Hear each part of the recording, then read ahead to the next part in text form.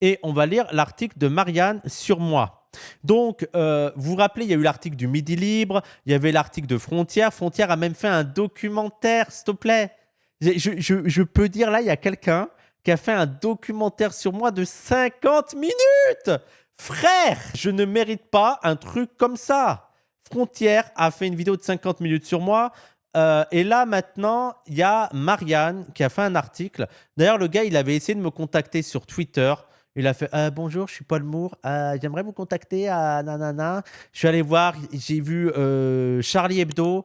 J'ai même pas répondu. Il fait allez, flemme de te répondre. Pourquoi faire? Donc, je savais qu'il allait y avoir un truc qui allait sortir. Je me demandais quoi? Je me demandais si ça allait être sur Charlie Hebdo. Non, c'était sur Marianne parce qu'elle est des journalistes à Marianne. Mais, et voilà, il y a l'article qui est sorti. Donc, on va le lire ensemble, les gens. Donc, déjà, les gens, ce qu'il faut noter, c'est mon visage en IA. Alors là, je ne suis pas en train de dire ils m'ont enlaidi ou quoi. Mais les gens, là, regardez-moi ma tête là. Je suis grave fatigué. Grave fatigué là. Et j'ai moins de cernes ici que là. Regarde les cernes de malade. Ils ont noirci là. Là, ils ont noirci. Il y a du noir là. Là, ils ont voulu faire Wissam le méchant. Faut se calmer, quoi, je pense. Je pense qu'ils ont envie de faire ça pour faire plus islamiste. Vous savez, c'est comme aussi la photo qu'ils ont choisie sur Frontière. C'est en mode, oula, il a l'air énervé celui-là. Ça a l'air d'être le mauvais arabe, ça. Mais oui, c'est IA. Donc déjà, petit détail, à travers des figures comme Wissam Gzelka, le courant indigéniste a trouvé, à la suite de la présidentielle 2017, un nouvel écho au sein de la France insoumise. Ouais. Le courant indigéniste. Les obsédés de la race. Ça, d'ailleurs, il faut revenir sur ça. Comment en 2025, quand tu as une montée du fascisme, quand tu as une montée du suprémacisme blanc, quand tu as une montée de l'extrême droite, comment tu peux encore dire vous êtes obsédé par la race, en fait? Mais comment tu peux encore dire ça et te prétendre de gauche? Comment tu peux dire ça, frère? C'est pas possible. Faut arrêter. Allez, il y a 15 ans, si tu voulais, parce que la race... Mais maintenant, faut arrêter, quoi. Sur le temps long, on va le bastonner Mélenchon. C'est sûr que sorti de son contexte, cette phrase, on a l'impression que je menace vraiment physiquement Mélenchon, quoi. Wissam Gzelka, nouvel agitateur indigéniste et chouchou de LFI. Ah mais si seulement. Si seulement j'étais le chouchou de LFI, mais je suis pas le chouchou de LFI, faut arrêter là. Faut arrêter. C'est quand la dernière fois qu'ils m'ont invité? Tu fermes bien ta petite gueule. Ça commence comme ça. Tu fermes bien ta petite gueule. Non, ce n'est pas l'écho d'une rixe à la sortie d'une boîte de nuit, mais bien celui d'un live. Oui, bon. D'un live Twitch signé Wissam Gzelka. C'est un live Twitch. Tu sais, ils sont choqués en mode oh là, on dit ça sur Twitch. Oui, c'est Twitch. Tu sais, si c'était à la rigueur à l'Assemblée nationale ou dans une émission diffusée à la télé, un peu sérieuse et tout, ok, on pourrait être scandalisé. Mais tu fermes bien ta petite gueule sur un live Twitch, il y a rien de scandaleux, quoi. C'est l'ambiance sur Twitch, quoi. Je veux dire, attendez, c'est pas une rixe, hein. C'est sur un live Twitch. Hein. De son vrai nom, Wissam Bengarbi. Le militant indigéniste prompt à manier l'invective, s'adressait alors au maire de Montpellier, Michael Delafosse, coupable d'avoir osé lui répondre sur X, ex-Twitter. Bah, en fait, c'est pas seulement coupable d'avoir osé lui répondre. C'est dommage que vous n'ayez pas mis toute la phrase, parce que je dis pas seulement tu fermes bien ta petite gueule. C'est pas juste Michael Delafosse, tu fermes bien ta petite gueule. Ce que j'ai dit, c'est Michael Delafosse, t'es au Parti Socialiste, t'as pas de leçons à donner, tu vas trahir dans ton coin et tu fermes bien ta petite gueule. Voilà, c'est quand même différent. Il y a aussi le passage plus important, t'es au PS, tu te tais. Tu viens pas donner des leçons sur l'émancipation ou que sais-je. Tu fermes ta bouche, allez, tu dégages. Voilà. Et arrêtez de mettre des articles comme ça. Après, je me fais disputer par ma mère, en fait. Donc, arrêtez de balancer à ma mère. Donc, c'est en 3 lignes. Oui, bon, après... de toute façon, mon nom de famille, il a déjà circulé, ça, c'est pas très grave, quoi. Celui qui considère Ouria Boutelja comme une sœur, et je le considère encore, expliquait face caméra lors des universités d'été du QG des Coloniales que dans les quartiers, les mosquées ne se contentent pas d'être des lieux de culte, elles remplissent un rôle similaire à celui des cellules du Parti communiste dans les années 50, en encadrant, rassurant, socialisant et protégeant. Bon, oui, ça, il faut vous remettre, je vois pas en quoi ça vous scandalise. C'est un peu en mode, on le savait, les mosquées jouent ce rôle. Ben oui, parce qu'il y a plus d'autres organisations, il n'y a plus d'autres institutions. L'État est parti, les organisations de gauche ont trahi, il n'y a plus rien. Donc, les mosquées comblent le vide. savez, la nature a horreur du vide. Des mosquées pour prendre le relais des cellules communistes. Tout un programme. Mais ce n'est pas un programme. Je vais dire. Un programme, c'était, si j'avais dit, il faut que les mosquées remplissent le rôle qu'avait avant le PCF, c'est-à-dire d'encadrer, rassurer, socialiser, protéger. Là, ce serait un programme. Là, c'est pas un programme ce que j'ai dit, c'est un constat. C'est la réalité des choses. Et déjà, les premières clés pour comprendre la manière dont Wissam Gzelka façonne sa pensée politique. Mêlant provocation spectaculaire. Je fais le show. Calcul d'influence et défense décomplexée du communautarisme. Un cocktail qui lui permet de jouer un rôle indirect mais grandissant au sein de la France insoumise. Alors, moi, je suis désolé, mais je vise plus grand, quoi. Moi, je vise à changer la France, pas seulement la France insoumise. Enlever l'insoumise et c'est bon. Inconnu du grand public, Wissam Gzelka s'est rapidement fait un nom dans les milieux gauchistes. Alors, pas rapidement, parce que ça a duré des années. Ça fait quand même des années que je milite au sein de la gauche et au sein des trucs des coloniaux et tout. Voilà. Streamer politique chez Zawa Prod, journaliste à parole d'honneur et militant indigéniste au sein du QG décolonial, il travaille depuis novembre 2019 sur un projet de thèse consacré à l'étude des masculinités subalternes face à l'école.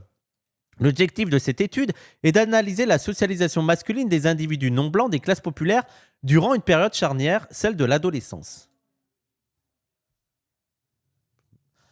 Je sais pas, mais moi je trouve que c'est un sujet plutôt intéressant. Il faut dire que le doctorat en sociologie bénéficie d'une large audience sur les réseaux sociaux. 25 000 abonnés sur Twitch, 37 000 sur YouTube et 34 000 sur Twitter. Eh les gens, c'est pas énorme en vrai. 25 000 sur Twitch, je suis quoi là? Je suis 600 en live. Sur YouTube, mes vidéos font entre 8 000 et 13 000, 15 000 vues. Sur Twitter, j'y suis plus. Faut pas non plus abuser sur mon influence, quoi. C'est quoi à côté d'autres influenceurs? Ils sont délus, ils piperaient Internet. Mais oui, ils sont malades sur ça. Où il consacre l'essentiel de son temps à ressasser ses obsessions, lutte contre l'islamophobie, le racisme d'État et la haine tenace à l'encontre de la loi de 2004 interdisant le port des signes de tenue manifestant une appartenance religieuse dans les écoles. C'est tellement de la mauvaise foi de faire croire que je ne parle que de la loi de 2004. Tu sais, il y a des trucs comme ça, je suis en mode, allez, on regarde tous mes streams et on regarde combien de fois j'ai parlé de la loi de 2004. Je veux dire, une obsession, je devrais en parler au moins, allez, 50%, 60% de mes lives, 70%, si c'est une obsession.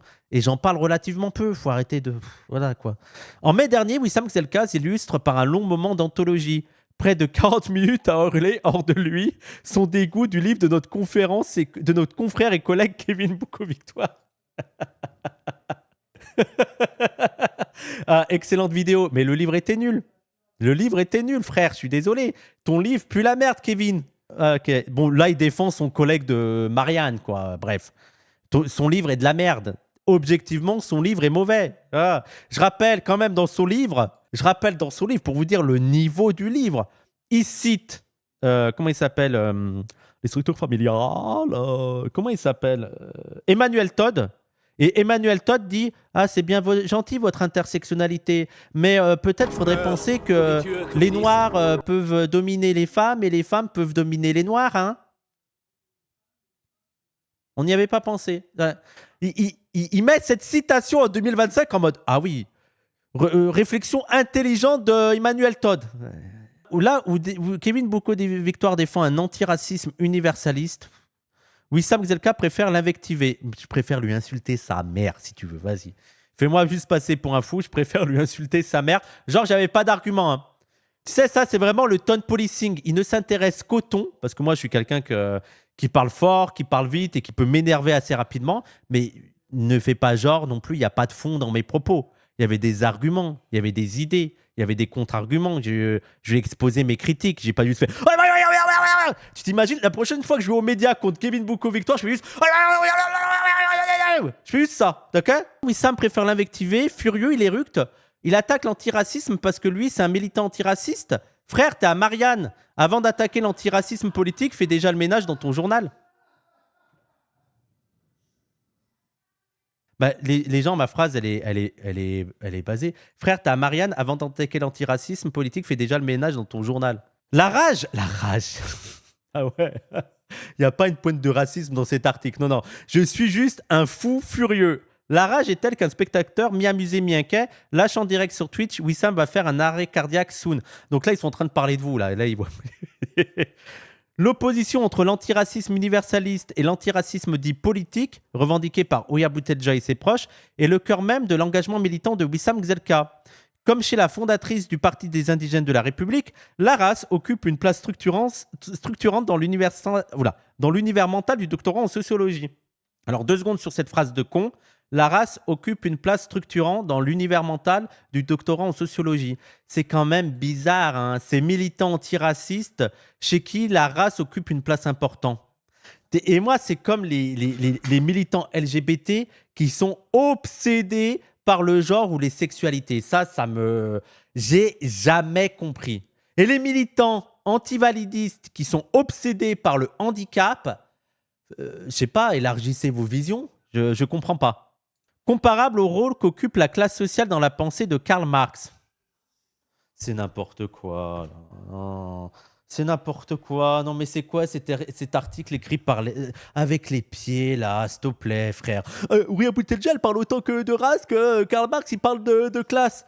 Frère, on parle de classe aussi. D'ailleurs, c'est ce que je lui ai dit. Je veux dire, ce qui est dramatique pour Marianne, et là où ça leur fait du mal à Marianne, c'est qu'eux, ils sont en mode le QG décolonial, c'est des obsédés de la race, ils ont oublié la classe.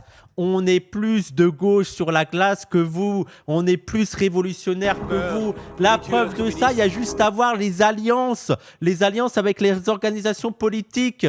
Vous, en termes de classe, c'est quoi vos alliances? C'est quoi vos théories? C'est quoi vos propos? Tu sais, moi, ce qui m'énerve, c'est les gens qui sont en mode vous avez oublié la lutte des classes? Quand tu travailles à Marianne, s'il te plaît, frère, ferme ta gueule. Je sais pas ce que tu fais, ferme juste ta bouche.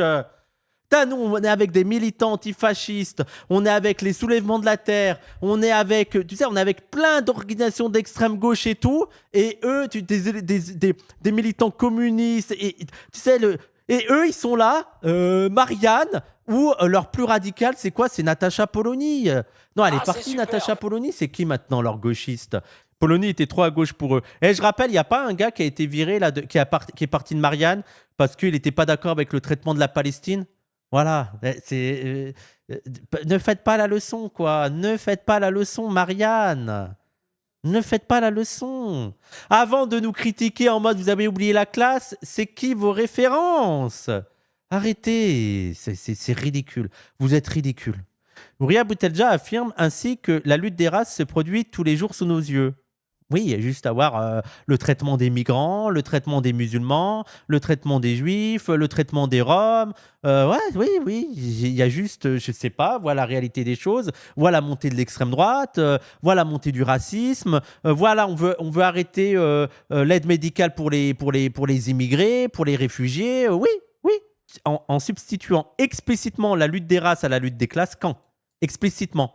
Quand est-ce que explicitement on a dit que qu'il faut remplacer la lutte des classes par la lutte des races? Quand est-ce qu'on a dit ça? Quand est-ce qu'on a dit la lutte des classes, il faut l'oublier? Ce qu'on n'arrête pas de dire, c'est qu'il n'y aura jamais de lutte des classes complète sans lutte des races. C'est quand même autre chose que ils veulent substituer la lutte des races à la lutte des classes. Tu sais, c'est vraiment l'argument, genre les féministes veulent oublier la lutte des classes et parler que la lutte féministe, tu vois. Alors, il y en a qui sont, tu sais, les féministes libérales. Mais les féministes marxistes, même matérialistes, les féministes radicales ne sont pas du tout dans ce point-là, quoi. Elle reprend à son compte un schéma de pensée qui a la place dans la continuité directe des théoriciens racistes de la fin du 19e siècle. Marianne, 2025, qui fait encore... les gens qui parlent de race sociale, c'est vraiment des gobineaux, c'est le même genre. Voilà. Les antiracistes d'aujourd'hui, c'est un peu les gobineaux. Allez, mais... Les gens, je suis fatigué, quoi. C'est quoi cet article de merde? Vraiment, j'ai même pas envie de... Tu sais, j'ai même pas envie de plaisanter ou de m'énerver. C'est un article de merde. Cet héritier de Ouria Boutedja affiche aujourd'hui sans détour sa proximité avec la France insoumise. Comme quoi, la lutte des classes, elle m'intéresse quand même. Je veux dire, si c'est seulement la lutte des races qui m'intéressait, bah, j'aurais jamais dit qu'il faut lutter pour la France insoumise, notamment parce qu'ils ont le programme le plus à gauche.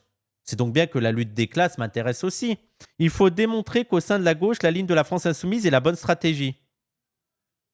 Affirme-t-il le 22 juin 2024 dans une interview pour la chaîne YouTube Nouvelle Pensée Critique. Il y ajoute plus clairement encore, on ne se rend pas compte des pas qui ont été faits par la France insoumise. Notre rôle là-dedans est de les soutenir. Là, je suis plutôt d'accord avec moi.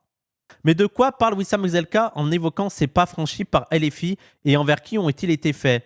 Alors là, j'imagine qu'il va parler des musulmans, sauf qu'il serait malhonnête. Donc oui, je parle beaucoup des musulmans, mais pas seulement. J'arrête pas de dire que c'est l'argument aussi que je donne. En mode, ouais, les musulmans, ils ont fait un vote de race en allant voter pour la France insoumise. Mais entre les musulmans entre les musulmans de classe populaire et les blancs de classe populaire, et on sait que parmi les blancs de classe populaire qui ont voté, beaucoup ont voté pour le RN. Ceux qui ont plus voté en fonction de leur race, bah, c'est plutôt les blancs de classe populaire. Parce que si les blancs de classe populaire votaient selon leurs intérêts de classe, c'est ce que j'arrête pas de dire, bah, ils auraient plutôt intérêt à voter pour la France insoumise ou pour le NPA. Or non, ils ont voté pour le RN. Or, les musulmans, effectivement, ça leur sert aussi à la lutte antiraciste, mais objectivement aussi, comme ils font partie des classes populaires, eh ben, le vote France Insoumise a un sens. C'est dans leur ligne droite, c'est dans leur intérêt, quoi. Après l'élection présidentielle de 2017, Jean-Luc Mélenchon change de braquet.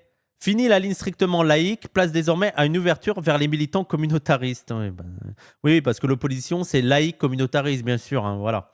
Taha Bouabs est ainsi candidat aux législatives de 2017 sous l'étiquette LFI, tandis que Daniel Obono, ouvertement hostile à la loi de 2004, est, elle, députée.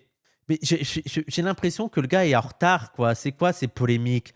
En fait, j'ai l'impression que c'est presque has-been comme article. Tu vois, il parle encore de Taha Bouabs, je veux dire, plus personne parle trop de Taha Bouabs, ou de Daniel Obono, genre comme une communautariste. Frère, c'est ridicule. Article ridicule. Un autre tournant majeur intervient le 10 novembre 2019, lorsque LFI choisit... Non mais... Oh, mais ils sont encore traumatisés par la marche contre l'islamophobie. Ah, mais il date de... Attendez, il date de quand cet article? C'est une blague, attendez. Putain, mais 2 septembre 2025, Paul Moore. Oh, ça fait 5 ans, 6 ans que tu t'écris le même article. En fait, je suis persuadé... Ça, les gens, je suis persuadé que c'est le même article depuis 6 ans. Et en fait, ils l'actualisent, quoi. Ce paragraphe, ils l'avaient déjà écrit il y a 5 ans, ils l'ont juste actualisé. Autant de pas qui, pour certains, ressemblent surtout à un grand écart. Des pas qui... Pourquoi un grand écart? Faut expliquer, là, frère. Des pas qui conduisent même Ouria Boutelja, mentor de Wissam Gzelka, à qualifier Jean-Luc Mélenchon de butin de guerre dans l'émission C'est quoi les bails, diffusée en direct le 29 novembre 2021 sur le média Parole d'honneur, fondé par des militants décoloniaux, tout en rappelant ouvertement à voter pour lui lors de la présidentielle 2022. Bon bah ça va, pour des gens qui sont obsédés par la race, appeler à voter Jean-Luc Mélenchon, ça va quoi, il y a pire. Alors, mais que pourraient encore reprocher les indigénistes à LFI? Que Jean-Luc Mélenchon ne revienne pas personnellement sur la loi de 2004 interdisant le port des signes religieux à l'école publique. Si on était idéaliste, on pourrait dire « Ah non, on ne soutient pas la France insoumise, qu'elle ne revienne pas sur la loi de 2004 », concède Wissam. Mais donc je dis que là, on peut... Mais attends, là, c'est pas un reproche que je lui fais. Je comprends... Je vais dire... Je comprends pas. Là, il est en train de dire « Ah, les indigénistes reprochent à Mélenchon de ne pas revenir sur la loi de 2004. » Et là, je dis « Bon, bah, vu la situation, on ne peut pas lui reprocher. » Je comprends pas. Je comprends pas. Tu sais lire ou quoi, frère? Tu sais écouter des propos? Tu arrives à être intelligent ou... Avant de louer le travail énorme qu'aurait effectué Mélenchon. Je rappelle qu'en 2015, il était contre le terme islamophobie. Mais je vois pas ce qui doit scandaliser dans l'article, hein, pour l'instant. Ma théorie, c'est que le journaliste ne sait pas ce que veut dire le mot idéaliste. Ouais, je pense aussi. Mais ce ralliement n'a toujours pas été aussi limpide. En 2021, lors d'un live sur Twitch en compagnie d'Ouria Boutelja et de Jean-Marc Rouillant, ancien terroriste d'Action Directe, condamné à perpétuité pour complicité d'assassinat et en semi-liberté depuis 2011. Donc voilà, c'est bizarre quoi. Vous êtes pro-lutte des classes et en même temps vous les enfermez à perpétuité dans les prisons bourgeoises. Hein, je rappelle parce que là on parle de la justice bourgeoise. Vous voulez nous faire une leçon sur la lutte des classes et là vous vous mettez du côté de la justice bourgeoise pour condamner à perpétuité un militant d'Action Directe qui était, il me semble, dans la lutte des classes, tu vois, tu peux ne pas être d'accord avec les actions et tout, mais est-ce que vraiment il faut se ranger du côté de la justice bourgeoise? Ou peut-être que pour vous, la justice actuelle n'est pas une justice bourgeoise. Alors là, mais si on en est à ce point-là, c'est qu'il ne faut pas nous parler de lutte des classes à nous. Allez vous faire foutre, quoi. Wissam Gzelka confie qu'il votera Mélenchon à la présidentielle de 2022. Donc je rappelle que si je vote à la présidentielle de 2022, c'est qu'on est en 2021, je crois. Là, lors de ce débat, je crois qu'on est en 2021. Donc c'était il y a 4 ans. On peut voir les évolutions en se pinçant le nez. Jean-Luc Mélenchon, c'est pas mon camarade. Pour moi, c'est un impérialiste. Pour moi, c'est un colon. Pour moi, c'est un social-démocrate. Mais en tant qu'antiraciste, c'est lui qui peut arrêter cette dynamique islamophobe. Alors moi, je pense encore que c'est un social-démocrate. Mais bon, vu la situation actuelle, vu le fascisme qui arrive, bah, je préfère un social-démocrate, un vrai social-démocrate à la sauce Jean-Luc Mélenchon. Je rappelle que les social-démocrates aux États-Unis, dans les années après-guerre et tout, le niveau de taxation des riches et tout, c'était énorme. C'était énorme. Sur ce sujet, allez lire Thomas Piketty. Thomas Piketty, qui est lui-même aussi un vrai social-démocrate, il se revendique comme vraiment social-démocrate et il rappelle les taux d'imposition de ouf qu'il y avait à l'égard des riches. Donc, vu la situation actuelle, je me dis, bah oui, ça serait quand même plutôt pas mal, même si c'est pas mon idéal révolutionnaire, d'avoir un Jean-Luc Mélenchon qui fait le minimum. 90% sur la dernière tranche des plus riches, je crois. Oui, c'était une folie, les gens. Donc oui, ça reste un colon dans le sens où son discours, parfois, sur les dom-toms, sur ce qu'on appelle les dom-toms, est pas extraordinaire, même si ça commence à évoluer. Depuis 2021, il y a eu des évolutions super. Et aussi, depuis 2021, j'ai l'impression qu'il s'est aussi confirmé et affirmé sur la question de l'islamophobie. Il n'a pas lâché le bout. Et aussi, on se rappelle, aussi une des autres évolutions majeures de Mélenchon entre 2021 et 2025, il y a eu la Palestine. En fait, il y en a eu deux. Il y a eu la Palestine, où la France insoumise a été ultra solide, et aussi Naël. Mélenchon qui dit qu'il n'appelle pas au calme, mais qu'il appelle à la justice, c'est un truc extraordinaire qu'on n'aurait pas pu imaginer en 2021. Donc moi, maintenant, j'ai pas peur de dire, par rapport à 2021, que Mélenchon est un camarade. Il reste encore un peu colon sur certains sujets. La France est sur les 5 continents, blablabli, blablabla. Mais c'est un camarade de ouf. Je le valide, je le confirme. Okay, une analyse tout en finesse qui érige le leader insoumise en anti-héros des décoloniaux. Je pense qu'intérieurement, Mélenchon est islamophobe. Et ça, je rappelle, on revient sur tout le propos que j'ai autour de l'islamophobie. Moi, je pense qu'il a une islamophobie extrêmement soft, même si j'aurais tendance à tempérer ce propos. Parce que moi, je pense qu'il a un peu évolué sur les questions spirituelles, mais il m'en avait parlé aussi de manière privée quand il était venu à la Zawa. Il m'avait dit qu'il avait rencontré des femmes qui portaient le hijab, il avait parlé avec elles, il avait rencontré aussi des militants de la théologie de la libération. Donc ça l'avait amené à mettre un peu d'eau dans son vin, vous voyez. Et donc je pense qu'il a un petit peu évolué sur ça. Après, je pense qu'intérieurement, les religions, c'est pas son kiff. C'est normal, il n'y a pas de souci. Mais il reste un militant contre l'islamophobie, quoi. Là, Wissam Gzelka, avant de justifier son soutien à l'insoumis, je m'intéresse aux actes. Il agit contre l'islamophobie. Sur le temps long, on va le bastonner. Donc, comprenez, sur le temps long, en tant que militant politique, on va veiller à ce que Mélenchon tienne la ligne. Et là, ce qu'il faut faire maintenant, vu la pression du moment, vu le fascisme qui monte, c'est pas seulement veiller à ce que Mélenchon tienne la ligne, c'est aussi supporter Jean-Luc Mélenchon quand il tient la ligne, le soutenir quand il tient la ligne. Là, Mélenchon, sur la France insoumise ou sur les violences policières, faut être à fond derrière lui. Et l'islamophobie, elle est tellement incroyablement forte en ce moment que j'ai pas envie de le critiquer sur la loi de 2004. Là, la priorité, c'est de stopper la spirale infernale de l'islamophobie. Et Jean-Luc Mélenchon, ainsi que toute la France insoumise avec lui, est un rempart qu'il faut soutenir. Là, c'est pas le temps de faire les puristes, les idéalistes en mode, tu sais, les maximalistes en mode « Ah non, on veut la loi, l'abrogation de la loi de 2004, là, maintenant, tout de suite !» Ça n'a pas de sens. Là, il faut tenir bon avec Jean-Luc. OK ? Et d'assumer imperturbable une stratégie sur le temps court et une stratégie sur le temps long.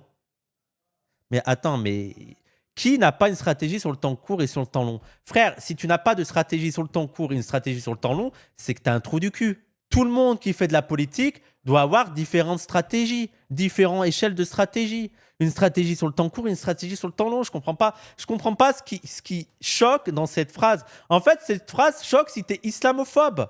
Si tu es islamophobe, tu entends un musulman qui dit il faut avoir une stratégie sur le temps court et une autre stratégie sur le temps long. Et si tu es islamophobe, tu vas dire il va imposer la charia dans 10 ans. Voilà. Et sinon, la phrase n'a rien de choquant. N'importe qui devrait dire, n'importe quel militant politique devrait dire qu'il a une stratégie sur le temps court et une autre sur le temps long. Je ne comprends pas. Et les filles ayant justement décidé, après la présidentielle de 2017, de troquer son discours laïque pour une ligne multiculturaliste, flattant le sentiment identitaire de certaines populations issues de l'immigration, donc les Noirs et les Arabes. Ça, c'est une version euphémisée de ne pas dire les Noirs et les Arabes. Et on restera toute notre vie des personnes issues de l'immigration. On va ta race. Voilà. Les militants indigénistes ont trouvé un terrain favorable pour s'implanter autour de la France insoumise. Les indigènes de la République sont allés dans les médias en ligne. Ils ont adopté une stratégie lambertiste. Mais si on avait une stratégie lambertiste, je serais à la France insoumise. Je serais militant à la France insoumise. Je serais militant à RP, je serais militant au NPA et à l'intérieur, je foutrais un peu le bordel. C'est pas vraiment ma ligne, là. C'est-à-dire d'entrisme hérité de l'extrême gauche trotskiste. Il s'infiltre dans les organisations satellites, dont les médias sympathisants. Non, mais attends. Je veux dire, on est invité dans un média de France Insoumise, c'est on s'infiltre. C'est quoi ce truc un peu raciste, là? Tu sais, le complot des musulmans. Ils s'infiltrent, on est invité. J'ai été invité 2 fois, non 3 fois à la base. Je crois 3 ou 2 fois. Waouh. L'infiltration de ouf. 3 fois, oui, il s'infiltre. Oui, c'est complotiste de ouf. Il s'infiltre. Je suis invité. Voilà, je veux dire, alors tous ceux qui sont invités, ils s'infiltrent. Genre, quelqu'un qui est invité dans un média, on peut dire qu'il s'infiltre. Non, mais c'est une dinguerie. Hein. Dont des médias sympathisant les filles très influents comme la Zawapod. Ah ouais, je me suis infiltré à la Zawapod. Attends, ils s'infilent dans des organisations satellites, dont des médias sympathisants très influents comme la Zawaprod. Je me suis infiltré dans la Zawaprod. Ah ouais. Bande de bâtards. Je me suis infiltré à la Zawaprod. Non mais... Un média en ligne diffusant des émissions politiques souvent associées à des débats et invités de proches de la France insoumise. Quand on n'a pas de barbe, on est invité. Quand on a une barbe, on s'infiltre. C'est comme ça, oui. Il cherche à peser dans une certaine bataille culturelle. Explique à Marianne, un ancien assistant parlementaire d'un député LFI. C'est qui? C'est qui le gars? Cette logique d'infiltration s'illustre jusque dans les structures périphériques du mouvement. Le 10 novembre 2023, Information ouvrière, journal du POI, Parti ouvrier indépendant, micro-parti trotskiste rattaché à la France insoumise, ouvre ainsi ses colonnes à Ouria Boutelja, pourtant ancien adversaire politique de Jean-Luc Mélenchon. Les gens sont choqués par le fait que la vie politique est dynamique, par le fait que les gens évoluent, par le fait que la bataille politique, culturelle, idéologique font que des gens changent d'idées, affinent leurs idées, changent d'opinion, changent d'avis. Sinon, ça ne sert à rien de faire de la politique si les gens ne changent pas d'idée. Ali affirme sans détour la France insoumise est aujourd'hui l'honneur du pays. C'est choquant parce que c'est Ouria Boutelja qui le dit. Si Ouria Boutelja, dans leur logique, si Ouria Boutelja dit que la France insoumise est l'honneur du pays, ça veut dire que la France insoumise est le déshonneur du pays pour eux. Cette interview dans une revue inconnue au bataillon pourrait sembler anecdotique, mais en interne, on n'est pas dupe de sa signification stratégique. Faut se calmer, hein, c'est une interview dans le journal du POI. Ça, c'est pas non plus un truc de... Même moi, je ne savais même pas que Ouria avait fait cette interview. Il n'y a pas non plus... ça va, quoi. En raison de l'importance prise par le groupuscule lambertiste dans les rapports de force au sein du mouvement. Aujourd'hui, le POI, c'est le ministère de l'Intérieur de la France insoumise. Se désespère un ancien proche de Jean-Luc Mélenchon. Donc, si je résume, Ouria Boutelja influence le parti ouvrier indépendant qui, lui, influence la France insoumise et donc Jean-Luc Mélenchon qui, lui, influence le débat en France. Donc, Ouria Boutelja influence la France. Preuve de la porosité inédite entre la France insoumise et les sphères indigénistes, les cadres de la LFI sont devenus des invités réguliers des médias de la mouvance. Le 27 janvier 2024, Jean-Luc Mélenchon livre par exemple une interview... Ah, mais attendez, la mouvance, c'est qui? C'est la Zawa ou... C'est qui? Attends. La mouvance, les sphères indigénistes, c'est la Zawaprod. C'est bien ce que je comprends dans la phrase. Attendez, on refait. Preuve de la porosité inédite entre la France insoumise et les sphères indigénistes, donc les sphères indigénistes, les cas de la LFI sont devenus des invités réguliers des médias de la mouvance. Donc là, elle devrait prendre des exemples de paroles d'honneur. Sauf que non. Le 27 janvier, Jean-Luc Mélenchon livre par exemple une interview pour le média Zawaprod. Zawaprod indigéniste. Ça a changé les indigénistes. Hein. Moi, c'est intersectionnel de ouf, hein, en vrai. Hein. Après, on nous dit qu'on ne prend pas assez en cause les luttes LGBT. Et Zawaprod. Zawaprod, c'est une succursale de parole d'honneur, hein, du pire. Hein. Plus concrètement encore, plusieurs députés LFI accordent une interview aux médias parole d'honneur, comme Thomas Porte, Éric Coquerel ou encore Raphaël Arnaud, lors du procès du militant Anas Kassib, poursuivi le 27 juin pour apologie du terrorisme. Je ne savais même pas qu'on avait eu Raphaël Arnaud. Zawa indigéniste depuis qu'on sait que Raz est turc. Oui. Le 29 mai, le lendemain de l'exclusion du député insoumis Sébastien Delogu, qui brandit un drapeau palestinien à l'Assemblée nationale, Ouria Boutelja prend la plume pour défendre LFI sur sa page Facebook. Alors oui, je sais que ça vous choque, un député qui agite le drapeau palestinien. Vous êtes tellement anti-palestinien que le seul journaliste pro-palestinien dans votre journal, il a quitté le journal en mode « vous êtes trop grave ». Donc oui, j'imagine. Mais je pense que le déshonneur, il est plutôt de votre côté, si vous voyez ce que je veux dire. Cela fait un bail qu'au QG des coloniales et paroles d'honneur, nous n'avons pas pris fait et cause pour LFI. Écrit la maître à penser de Wissam Bouzelka. Ah oui, c'est vrai. C'est vrai que c'était un article sur moi, j'avais oublié. J'avais oublié, il devait rappeler que quand même c'est un article sur moi. Interrogée par Marianne sur cette proximité avec le militant indigéniste, la députée Clémence Guettet, responsable du programme d'avenir en commun, mal à l'aise, botte en touche. Ah merde, la pauvre. Attends, elle a dit quoi? J'avais pas vu. Oh, la pauvre Clémence Guettet. Madame Clémence Guettet, je l'appelle Madame Clémence Guettet parce que c'est pas ma pote. Je crois qu'on s'est vu 2 fois dans ma vie. 2 fois et on n'a pas vraiment discuté, on n'a pas eu le temps de discuter. Oui, mais je pense qu'elle sait même pas qui je suis, en vrai. Elle sait même pas qui je suis, mais Madame Clémence Guettet, je suis trop désolé. Voilà, la pauvre. Je vais dire, mais je sais pas, quoi, j'ai aucun avis dessus. Cassez pas les couilles, il y a beaucoup plus important que Wissam, quoi. C'est ridicule, quoi. Mal à l'aise, botte en touche. Mal à l'aise parce qu'elle doit se dire, mais déjà, je pense qu'elle s'en pète les couilles, quoi. Voilà. Pourtant, en février 2025, sur la chaîne YouTube de la France Insoumise, la députée du Val-de-Marne acceptait en toute connivence de répondre aux questions de Wissam Bouzelka et d'autres streamers de Zawa Prod, se permettant même une petite diversion en l'interrogeant sur son surnom. C'était Clémence Guettet. Pourquoi Oui, la saucisse l'interrogeait-elle, souriante? Pour faire peur aux fachos, ironise... Elle est pas mal, ma réplique. Pourquoi oui, la saucisse? Pour faire peur aux fachos. Ironise à l'époque le doctorant en sociologie qui n'a pas souhaité répondre à la sollicitation. Mais attends, c'est Clémence Guettet qui m'a posé cette question? Ça, je me rappelle pas. Ouais, j'ai complètement zappé qu'elle m'avait posé cette question. À travers des figures comme Wissam Bouzelka, le courant indigéniste a trouvé à la suite de la présidentielle 2017 un nouvel écho au sein de la France Insoumise. Sans être majoritaire, ces militants ont su s'inviter dans les débats et se rapprocher du parti, allant jusqu'à peser sur certaines positions, qu'il s'agisse des relations entre la France et l'Algérie. Ouh. S'il te plaît, où on a pesé. Qu'est-ce que j'en parle jamais. J'en parle jamais. C'est même pas mon débat, c'est même pas mon sujet. Les seules fois où j'en parle, c'est pour l'autre abruti de Sansal. Là. Genre, c'est nous, on a influencé la France Insoumise sur les relations avec l'Algérie. La France Insoumise, ils se sont dit, ah oh, putain, il y a une polémique, les tensions sont dures entre la France et l'Algérie. Qui c'est qu'on peut appeler? Est-ce qu'on connaît des Algériens là? On n'a pas d'Algériens chez nous, on n'a pas d'experts en Algérie. Qui est algérianiste ici? J'ai une idée. On appelle les décoloniaux, il y a des Algériens chez eux. Non, mais les gens, c'est ridicule. C'est ridicule. Quand tu es en interne, quand tu connais tous les trucs et tout, tu te rends compte à quel point les journalistes sont ridicules, quoi, Paul. C'est absolument grotesque. Genre, on influence la France Insoumise sur les relations avec l'Algérie. Hein? Qu'est-ce qu'il y a? Ah, venez les gars, on fait les fous sur le stream de Wissam. Ah ouais, vous êtes des dingues. Vous coupez comme ça. Ouais. Ah, c'est les aléas du direct. C'est trop dingue. On bosse dans une boîte où on est un peu cool, on est jeune comme ça, donc on n'a pas peur des choses qui arrivent sans avoir préparé. Hein. C'est génial. Et dis-moi, Toby, comment ça va dans la vie? Pourquoi tu fais des doigts? Le micro là, si tu veux. Vas-y. Je baise Macron tous les jours. 10 septembre, on vient le chercher.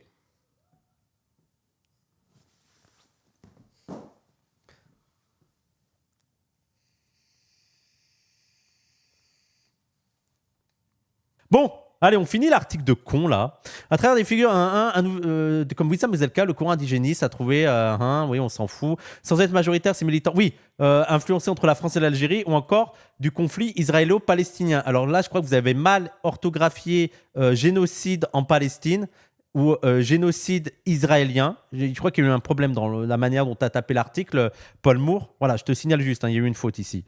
En 30 ans de militantisme avec Jean-Luc Mélenchon, je l'ai jamais vu s'intéresser au conflit israélo-palestinien. Rappelez ainsi la purgée Raquel Garrido dans l'émission Complément d'enquête. Et bah tant mieux, il a changé, je comprends pas. Il a tellement changé que c'est devenu l'un des plus basés sur la question Israël-Palestine dans le champ politique français. Je comprends pas le problème. Je veux dire, il y a quelqu'un qui est devenu basé sur un sujet, leur critique c'est je l'ai jamais entendu parler d'Israël-Palestine avant. Et alors pas. C'est faux en plus, bien sûr que c'est faux, mais oui. Leur influence reste limitée mais bien réelle et témoigne de leur capacité à se faire entendre au-delà de leur cercle militant d'origine. jusqu'à remettre en cause, comme ils en rêvent, la loi de 2004. Alors, notre rêve, c'est pas seulement de remettre en... Tu sais, il a l'impression que tous les jours, on rêve de supprimer la loi de 2004. Mais c'est un rêve de merde. Je veux dire, c'est quoi? Notre rêve absolu, c'est que la France soit la même, sauf que les filles peuvent aller à l'école avec le hijab. Mais on s'en bat les couilles. Vraiment, notre rêve à nous, c'est de renverser le capitalisme, c'est le communisme, c'est que chacun ait selon ses besoins et chacun fasse selon ses capacités et qu'on vive en harmonie et que chacun puisse vivre sa vie librement. Mais je veux dire, la loi de 2004, on n'en rêve pas. C'est juste une loi raciste, c'est tout. Mais on n'en rêve pas, quoi. Jean-Luc est devenu très silencieux sur le sujet avec l'un de ses anciens compagnons de route. Advienne que pourra, car au sein de la France insoumise, constate un ancien du parti de gauche, il n'y a désormais plus grand monde pour arrêter ces militants du pire. Ah non, non, non, c'est interdit, c'est interdit. C'est interdit de conclure un article sur le pire avec le mot pire. Le pire est devant vous, c'est le meilleur et le pire, c'est militant du pire. Ah, c'est bon. Oh, ça fait 20 ans qu'on a la même vanne. Stop, stop, stop. Mais on le fait nous-mêmes. Nous-mêmes, le slogan du pire, c'était le pire est à venir. Ah. Bon, conclusion de cet article. Conclusion de cet article de merde. C'est de la merde. Conclusion de cet article de merde. Moi, j'ai juste une chose à dire. C'est que ça parle pas assez de moi. C'est nul. C'est nul. Vous avez aimé mon imitation de Homer Simpson ?